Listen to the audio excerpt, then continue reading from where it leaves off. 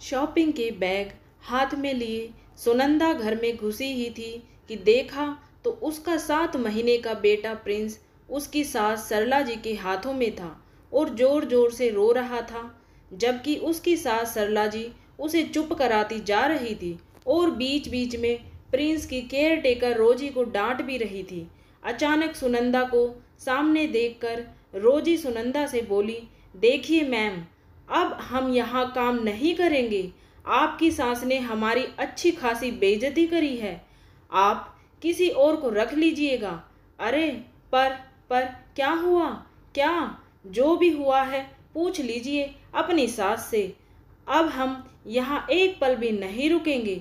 सुनंदा सारे बैग्स एक तरफ रखकर रोजी को रोकती रही और रोजी उतनी ही तेजी से घर के बाहर निकल गई जैसे कोई चोरी की हो। यह देखकर सुनंदा को बहुत गुस्सा आया। गुस्से में आंखें लाल कर वो घर में घुसते हुए सरला जी से बोली, क्या किया आपने? आपको पता भी है कि केयर टेकर मिलना कितनी मुश्किल होता है। खुद ने तो अपनी पूरी जिंदगी घर और बच्चों में बिता दी, पर मेरा सुख चैन आपसे देखा नहीं जा रहा। गांव की गवार हैं आप और गवार ही रहेंगी। कितनी बार कहा है आपसे कि जिन हाथों से आप गोबर उठा करती हैं उन हाथों से मेरे प्रिंस को छुआ मत कीजिए।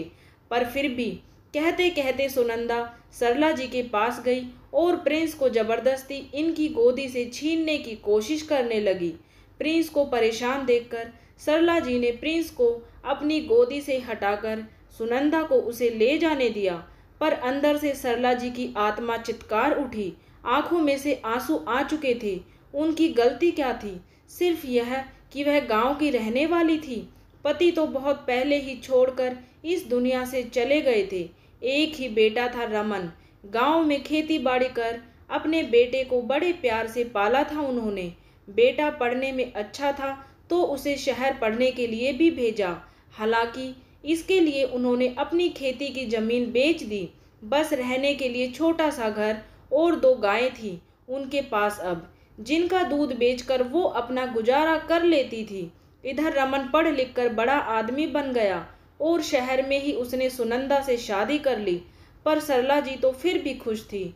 शादी के बाद सुनंदा एक ही बार अपने ससुराल गई थी, जब सरला जी ने कुल देवी की पूजा के लिए उन्हें बुलाया था। सरला जी का गाय का गोबर उठाना, उनकी साफ सफाई करना सुनंदा को बिल्कुल अच्छा नहीं लगा। मन ही मन वो सरला जी से घृणा करने लगी। मुश्किल से सुनंदा गांव में सिर्फ एक ही दिन रुकी। उसके बाद सरला जी जब भी गांव से शहर आती, सुनंदा उन्हें रसोई में किसी चीज को हाथ भी नहीं लगाने देती। यहाँ तक कि जब प्रिंस हुआ तब भी सुनंदा सरला जी को प्रिंस से हमेशा दूर रखती। प्रिंस के लिए सुनंदा ने रोजी को केयर टेकर रख लिया, पर कभी सरला जी को हाथ ना लगाने देती। सरला जी कई बार प्रिंस को गोद में लेने के लिए तड़पती, पर सुनंदा बवाल खड़ा कर देती। रमन ने 1-2 बार कहा तो सुनंदा ने काफी हंगामा भी किया। बेटा बहू को लड़ते देखकर सरला जी ने खुद अपने मन को रोक लिया। पर आज सुनंदा अपने बेटे को रोजी के हवाले छोड़कर शॉपिंग गई हुई थी। इधर रोजी अपने मोबाइल में लगी हुई थी।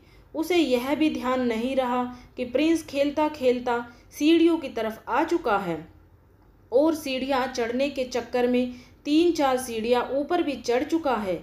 अचानक प्रिंस का पैर फिसला और वो नीचे गिर गया और जोर जोर से रोने लगा। उसका रोना सुनकर सरला जी खुद को रोक नहीं पाई। वो प्रिंस को गोद में लेकर चुप कराने लगी, साथ ही साथ रोजी को भी डांट रही थी। उसी समय सुनंदा आ गई और बिना किसी बात को जाने उसने तिल का ताड़ बना दिया, जिसका फायदा रोजी ने उठाया और चुपचाप घर से निकल गई। सुनंदा इतनी गुस्से में थी कि उसने एक बार भी यह नोटिस नहीं किया कि प्रिंस के सिर पर चोट लगी हुई है। थोड़ी देर बाद रमन घर आया तो सुनंदा कमरे में से प्रिंस को लेकर बाहर निकल कर आई और आते ही सरला जी को चिल्लाते हुए बोली, लगा दी ना मेरे बेटे के सिर पर चोट। अचानक सुनंदा को इस तरह चिल्लाते देखकर रमन हैरान रह गया। क्या हुआ सुनंदा, तुम चिल्ला क्यों रही हो? और क्या हुआ प्रिंस को? मुझसे क्या पूछते हो? अपनी माँ से पूछो। देखो जरा प्रिंस के सिर पर कैसे स्वेलिंग आई हुई है। गिरा दिया तुम्हारी माँ ने मेरे बेटे को। इन्हीं के कारण आज रोजी भी काम छोड़कर चली गई है। क्यों आती है यह मेरे बेटे के पास? आखिर क्या बिगाड़ा है मैंने इनका? सुनंदा ने रमन को प्रिंस की चोट दिखाते हुए कहा। रमन ने सवालिया नजरों से सरला जी की तरफ देखा। बेटा, तुम्हारे घर में कैमरे तो लगे हैं, खुद देख लो। रोजी कितना अच्छे से ध्यान रखती थी इसका। पर उससे पहले बेटा मेरा गांव का टिकट करा दे। मेरे स्वाभिमान की बहुत धज्जियां उड़ चुकी है। बहू, तुम्हें गाय का गोबर उठाने वाले हाथों से घिन आती है तो एक काम करो, दूध दही पनीर सब खाना बंद कर दो, क्योंकि ये किसी मशीन से नहीं बनते। अगर मुझसे घिन आती है तो मेरे बेटे से भी घिन आनी चाहिए।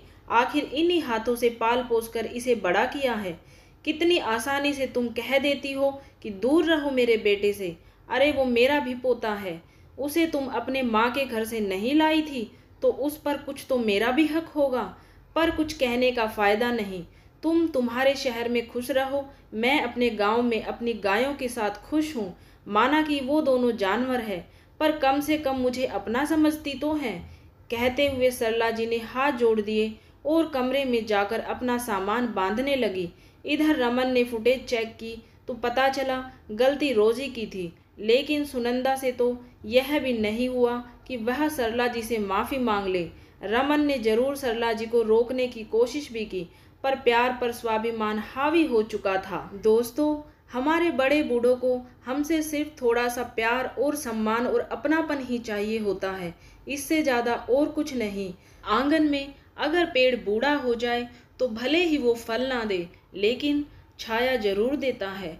बड़े बुजुर्गों के आंचल में हमारे बच्चे अच्छे संस्कार जरूर सीखते हैं। अगर आपको ये कहानी पसंद आई है तो चैनल को सब्सक्राइब जरूर करें।